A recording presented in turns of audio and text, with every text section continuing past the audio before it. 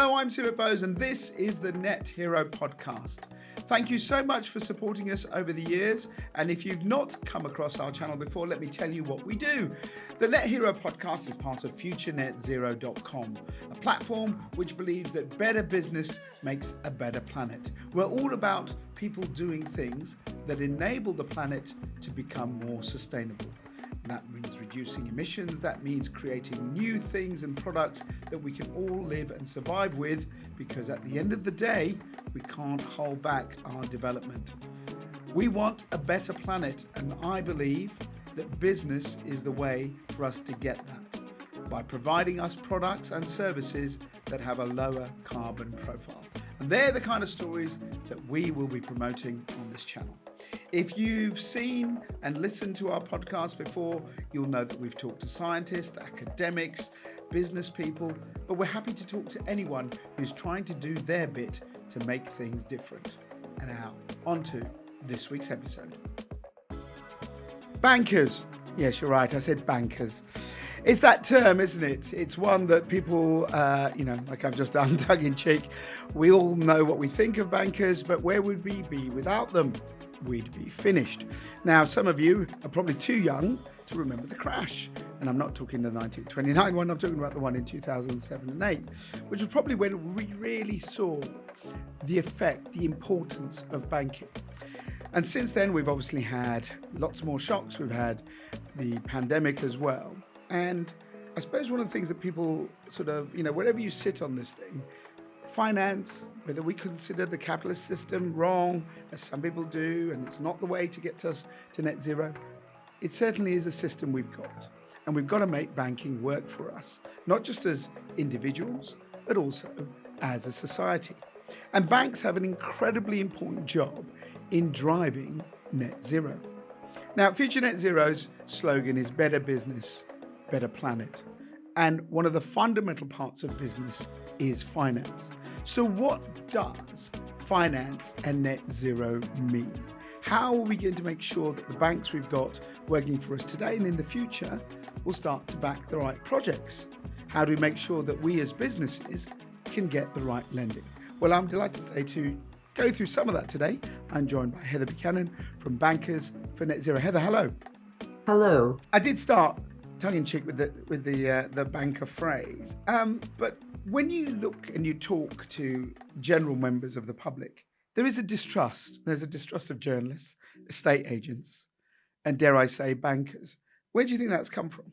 Well, certainly. I mean, we can't. You alluded to it earlier. We can't ignore the 2008 great financial crisis that really we're still feeling some of the after effects of. There's still a bit of a hangover from that, and banks have undoubtedly been on the naughty step for the better part of a decade after that point.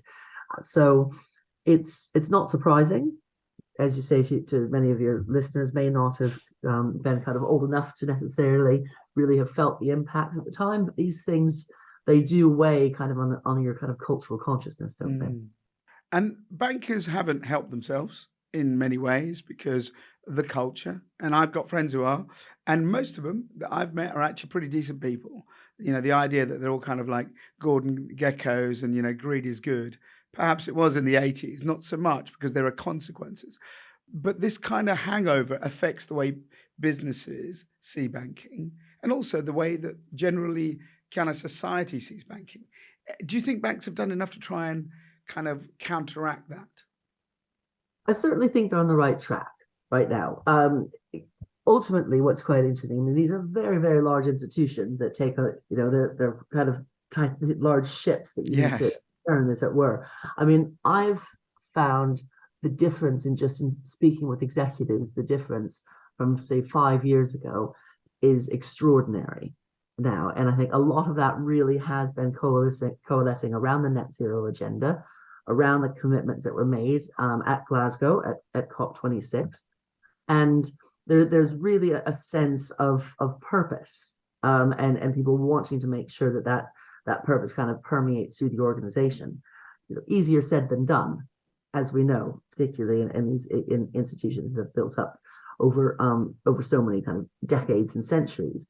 But Interestingly, a lot of the drivers now that, not only the commitments that have been made, customers asking, investors asking what they're doing, employees getting good talent. People are, everybody's much more aware now. Yeah. And then, of course, most people going home and having their kids ask them what they're doing to make sure that things, that's the ultimate kind of backstop, isn't it?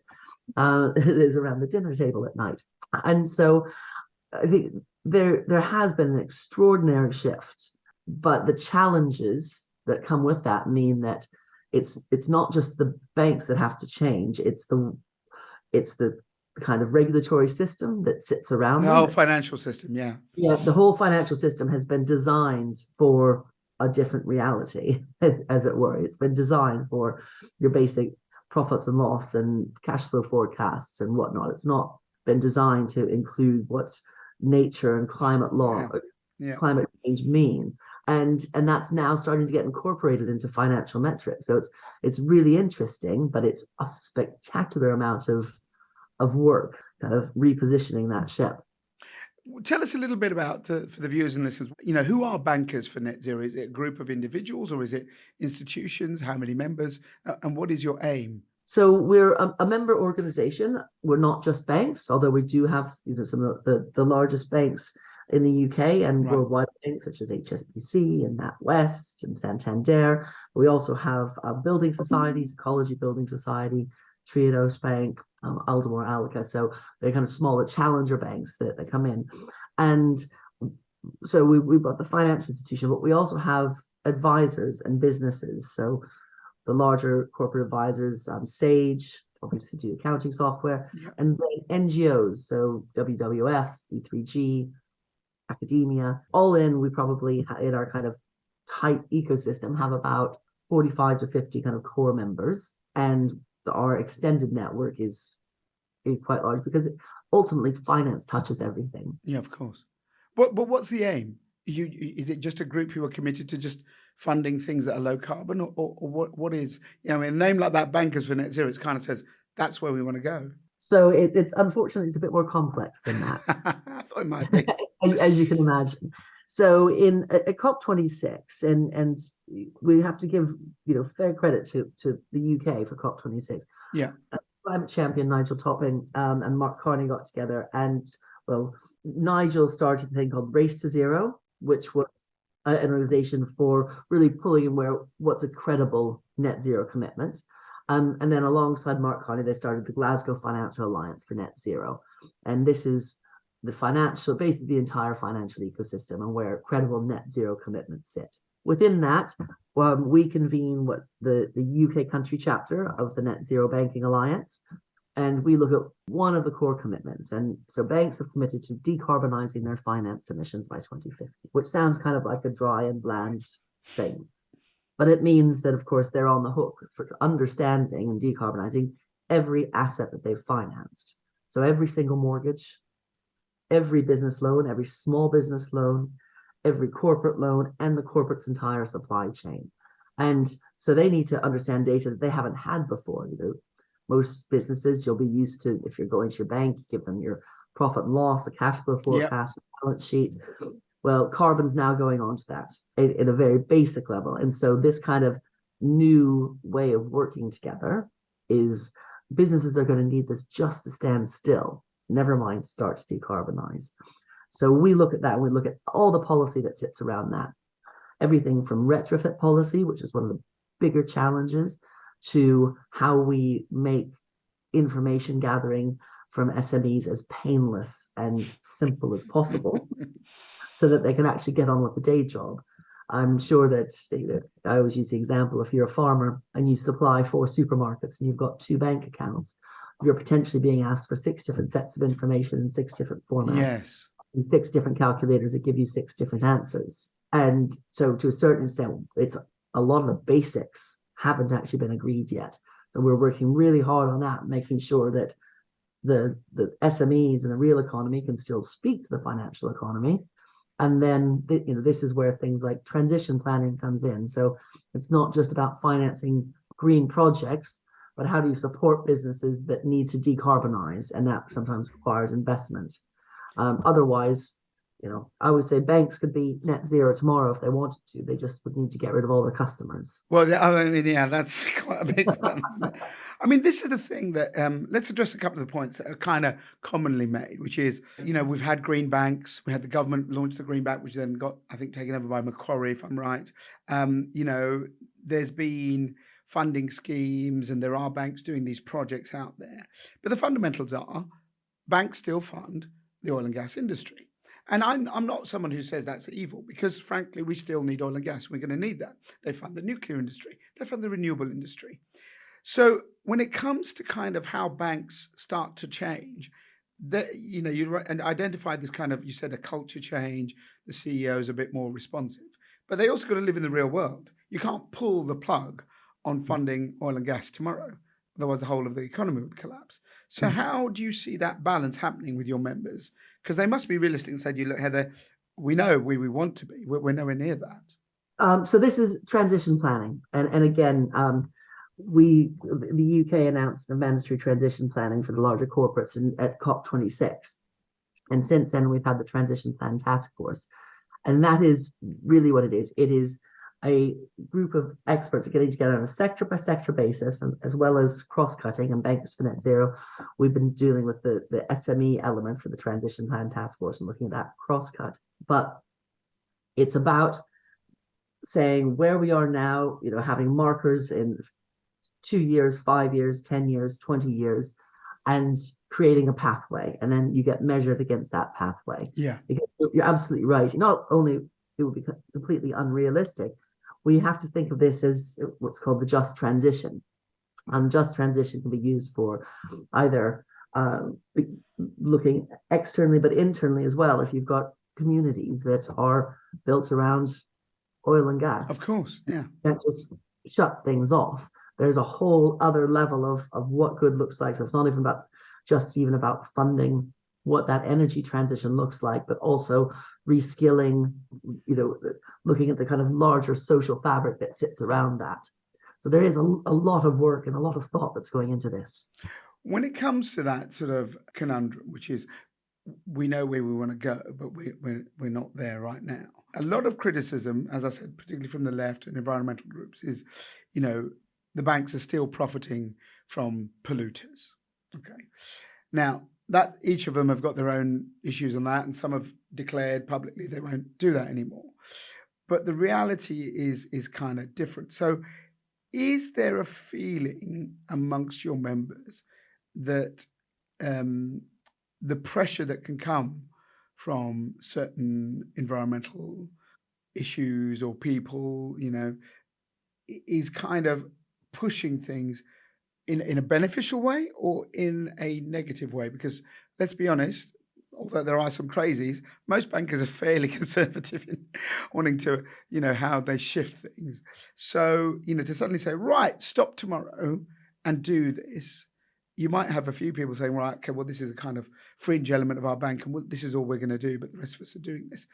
There can be tensions. How are they sorting this out? Because public pressure, at the end of the day, as you said at the beginning, what the kids say, what do you do for a living, mum and dad? That can really drive people to take actions which might not be the right thing for long-term financial stability.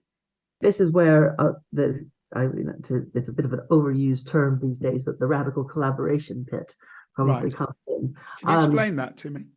Well, so up until, as I say, even kind of 3, 4, 5 years ago, there was probably, you would see a finance industry that was, would respond to financial policy and financial regulation. Yeah. Kind of everything in line. We're having to do a lot more work together, kind of with businesses that they're working with to understand. Also with government, with regulators, everybody kind of around the table, and NGOs around the table as well. And this is a really important bit. These elements, because to a certain extent, we're all trying to get to the same place. It's just being seen through different lenses. Clearly, we get to a point where we're going to need that kind of base level of regulation. And the UK has done it with its net zero agenda, but obviously there's still tensions within, when you look at the climate change committee's reports that come out. it's fairly consistently saying we need to change policy more and Yes. accept. So it's not just I think the kind of public rhetoric between potentially, finance and the rest of the world. It's much more interlinked than them. So ultimately, banks they're supposed to be, they've got a fiduciary duty. So what does that mean in the 21st century? This is when you start getting the lawyers involved. So what is your fiduciary duty? You're a steward of other people's money. Yes. Money. So that there's a lot of tensions that sit within that system.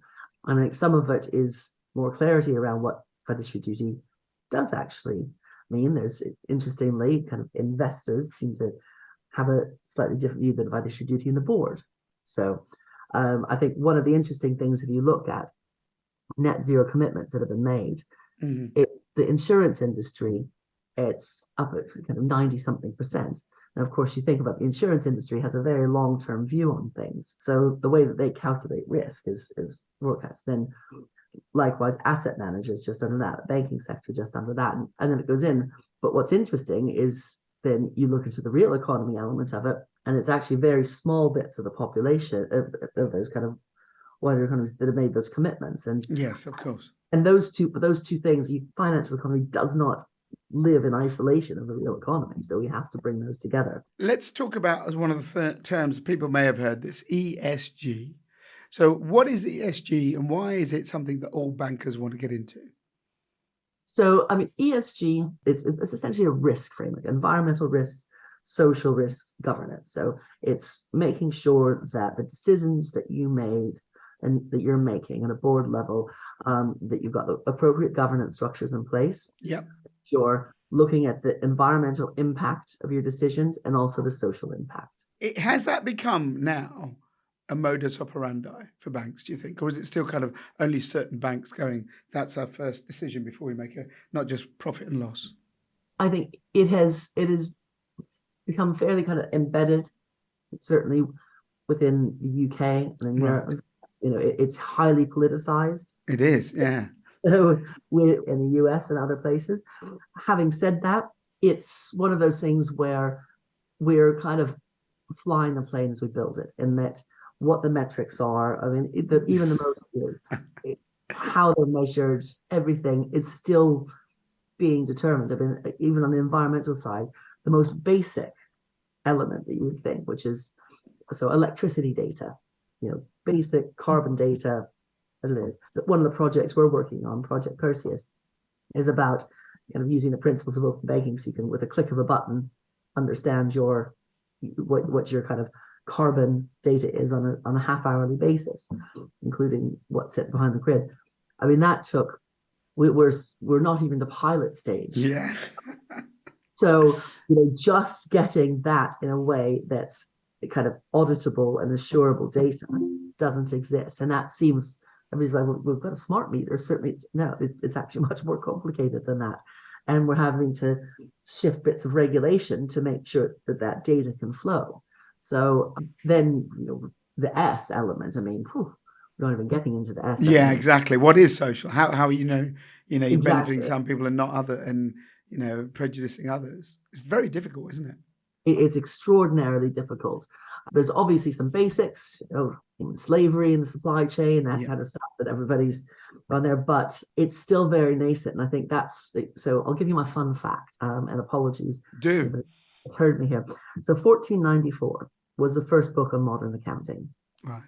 In Italy. So we've had just over 500 years where we've all gotten used to what is value and what is risk. It's the bottom line piece. And that has grown up, and we know how to talk cash flow forecast, P&L, et cetera, et cetera, et cetera. Now, at no point along the way has carbon, climate change, nature depletion, nature restoration, any of these things been built into those metrics. No. Much less. That's just the E side of it. Much less starting on the S element. And we are now, in a matter of years, not even decades, as I say, we've got a couple decades, but it's not much, in a matter of years, trying to redefine value and risk in a global financial system. That's not a small task. and then how that value and risk gets translated into every transactional relationship in the real economy. Yeah. So there's a lot of work and there's a lot of great thinking going on there. Are we fundamentally shifting what banking means? Yes. I think the economy is not just banking, the way that we kind of transact in the global markets is fundamentally shifting. Right. I was in New York for New York Climate Week. Yep. And the launch of the kind of TNFD, which is essentially just the metrics of kind of how you value nature and balance sheet and stuff, was launched on the floor of the New York Stock Exchange. And it was quite extraordinary being in essentially the greatest kind of icon of bastion of capitalism. Yes. Talking about nature and how we discuss, and all their screens are filled with lovely and fish and sorts of things going. But it's a fundamental shift that's happening. And again, when you speak with the kind of, the Mike Bloombergs of the world and the large, real influencers of the global economy, it's not, nobody's talking about if anymore or even when. It's all about, it started to happen, the ship's turning, it's how we do it and how we do it in a controlled way. Yeah, I get it. And I think I think most people would probably see that. Let's talk about some fundamental things which probably the audience would be interested in. A lot of the big boys have had people they can call up and they'll talk to them. They've got strategies and they have boards. What about SMEs? What about people like us? Even micro businesses, where we want to do the right thing, but frankly, we have no contact with our bank, except when they send us a letter to say, oh, you're overdrawn, you've got that. There doesn't seem to be any kind of emphasis on the vast majority of businesses, which are the small businesses that employ, 90% of the people in this country, to bring them on this journey. So that, if I go down the road here, my fish and chip shop, my hairdresser, the little corner newsagent, they probably haven't got a clue what's going on. And frankly, no one seems to want to bother talking to them. Why have we got that wrong? Yeah, I think you're absolutely right. I think there's, to a certain extent, SMEs have probably been put in the too difficult bucket. But for too long, it's a disparate group. They're time poor. They don't, how do you engage? And the banks don't make much money out of us. That's the thing, isn't it? But there is work going on. So everybody's agreeing. Actually, we do need to figure this out. You said that there are, it's difficult. Is it because we're just not profitable, the smaller ones? So banks haven't given enough time to this? Not necessarily, because I think it's not just banks in this case. So there's a role for government in terms of dissemination of information. Yeah. If you look at the SME Climate Hub, that was something that was, again, a lot. I've looked at it a lot. Yeah, yes. There have been kind of attempts along the way to kind of bring this together. The Broadway Initiative, again, working with government on these things. This is a lot of what we're looking for with the Project Perseus that we're doing, is how do we, if you think about how everything's started, it's been very top down. It has, absolutely. FD, and it's almost like you've got kind of your larger corporates and financial institutions. They've got their metrics and their frameworks, and the guidance then is just to be, just kind of be proportionate with your SMEs. Well, SMEs getting 20 different versions of proportionate. So our kind of thoughts and approach on this has been, well, let's step back rather than all the gold-plated reporting and trying to strip away the gold. Let's step back and say, what are the material points you actually need to know? Because actually, for most SMEs, it's probably only a few. It's your energy and your water and your transport. It's it's very simple. Yeah. So if we can actually strip all that back and say, well, what are the nuts and bolts that we need in the kind of the framework, and then let's start building up. And of course, depending on what industry you're in and depending on how many employees you have, the complexity will start to increase. But let's start at a foundational point, because up to now, it's almost like we've got this top-down pressure, and the pressure's onto shifting sands. And it's the SMEs that are kind of bearing the brunt of that. So it's absolutely recognized that there's a difficulty, and I think there's a lot of work also going on in kind of making sure that we're more place-based. And so we're also working with the likes of the ICAEW, because of course, if you're an SME, what's probably your first professional kind of expenditure investment you make is going to be in an accountant, an advisor. And so, of course, and it's not just about the banking sector, it's about making sure that we've got consistency coming from what your accountant may be telling you, what your software package for your accounting software is telling you, what your bank's asking for, and also what your customers, who might be larger corporates, are asking for, and getting that continuity. So that we're not there yet, but I would say we're not. I don't think we're near it. Anywhere near it. We are. Watch this space. Watch this space. Okay, fair enough. Let's, before we end, a couple of quick things. Loans. Every business needs loans. We've had some. Will we see more loans being given based on what your carbon profile is of your business in the future? I think it's probably inevitable, and also probably around pricing. And there'll be, and again, this is some place where the government will, I would anticipate at some point, as they're looking at different types of incentives, obviously, whether that's kind of guaranteed loans, whatnot. Bonds, Back to the data bit and being able to find the right data, how to kind of track and measure those in an accurate way. The carbon it's still a work in progress. And the more accurate we get with that, the better the pricing we'll get, and the more competitive the market will get. I was at COP in Glasgow and I talked to lots of people. And the one thing I kept saying, and people were saying, yes, but no one actually said it's going to happen, is carbon accounting. When will we put a price on carbon? When will banks go, right, there's a carbon market, here's the price, and then you can account for actually that box of pens was £2 in carbon. That bunch of paper, that oil I use for frying my chips was this much carbon. When are we going to get to that? I would say we're not far away from that being really. And we're naturally getting to that stage. So you think there will be a global kind of carbon, the same there is for gold or oil or whatever? We'll have, right, this is what carbon costs. Yes, and I think, well, there was one of the greater disappointments of the last COP was even in voluntary carbon markets that there wasn't regulation around that. There wasn't an agreement to really start to coalesce around that. So I would say that was one of the blaring issues that came out of the last one, is the fact that, say, the carbon markets are all over the place. They're unregulated, very much like the Wild West. Yeah. So those calls for more standardization, I mean, across the board, standardization, getting to understand, is getting stronger and stronger. So for me, it's certainly inevitable. The UK is where Bankers for Net Zero is based, and that's the market you look at. But we live in a global connected economy. So what's the appetite for something like this in Asia? America, for God's sakes, America has differences in states, let alone, across the thing.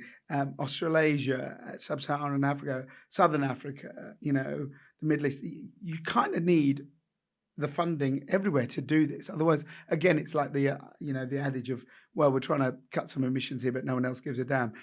Mm-hmm. Where are we about kind of financial institutions globally looking to say there is a value to the cost and the natural value of cost to everything we do? Then, this is definitely happening on a global scale. It is. Okay, right. Absolutely. Caveat in there, I think that the most resistance is certainly coming from North America. Okay, I wonder why. I mean, I think people will be quite surprised at that. There's a lot of stuff that's going on in Peru, Colombia. It's very forward thinking. Right. Globally, there's a great deal of work, but it's unfortunately, particularly the term ESG itself, much less just basic carbon accounting, has become a very loaded political. It's polarizing, isn't it? Issue. And so I think we've been quite fortunate in the UK in that we've had a bit of noise around it. Actually, we're slightly less prone to the kind of extremes of hysteria that have gone on elsewhere. But this is happening globally, and there's a recognition globally. And this is, it's okay. GFANZ, the Global Financial Alliance, Glasgow Financial Alliance for Net Zero, could just as easily be called the Global Financial Alliance for Net Zero, because it is an international movement, and we work closely with the likes of the OECD and APEC and the World Energy Council, international chambers of commerce. So we're definitely not operating in a bubble here. Having said that, I think that as with everything, there are so many different taxonomies, and taxonomies are naturally going to be in different jurisdictions. It's everybody trying to kind of coalesce and get to the same point. Yeah, it's a difficult one. Okay, let's jump forward in my time machine taxi. 2049, we've got 1 year to go. Do we have an international carbon finance market? Do we have banks lending based on your carbon footprint? Do we have businesses like myself now knowing how much carbon is in the goods and services we buy? Or are we still a long way away from that, even though that's kind of, I would say that's got, at that level, it's got to be earlier. If we're only just figuring that out in 2049, it's way too late. Right. So we need action in the next 5 years? Oh, absolutely. How likely? Bankers are always good at risks, and I know you're not directly in the banking. How much money would you put on it that we got it ready by then, by the end of the decade? Oh. So I'm a pathological optimist. That's good, Heather. I like it. So one thing I would say, when I look at where we were just a couple of years ago at COP26, at just making commitments and the kind of shock where those are, and where we are now, just 2 years later, it is extraordinary. So I think we have to give humans a bit of credit for when they put their minds to something and work together, they can actually get quite creative. Again, a lot of it's getting the actual system aligned to make sure the money flows, because we're not going to get where we need to be without private finance. Of course. Yeah. Governments cannot afford that at all.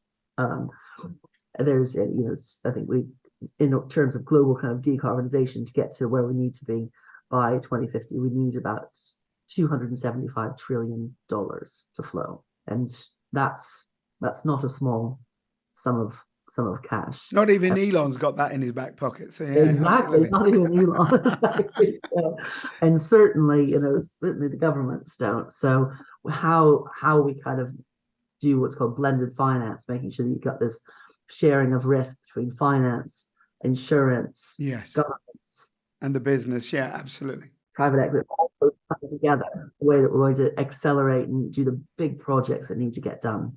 Thank you for your time, Heather. It's been really interesting, this podcast, because I think it's one of those things that people do not think about enough, is the finance. We always think about kind of wind turbines and EVs and things like that, but it's the money that makes it happen.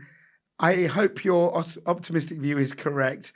But in terms of the short term, what are the goals for Bankers of Net Zero in the next couple of years? What do you want to achieve? So our project process is getting to a point where SMEs have some very clear guidance on measurements, that we've got consistent measurement, that we're all kind of measuring the same thing first and foremost. Because without that, we're tinkering around the edges. Yeah. So that's probably a big number one.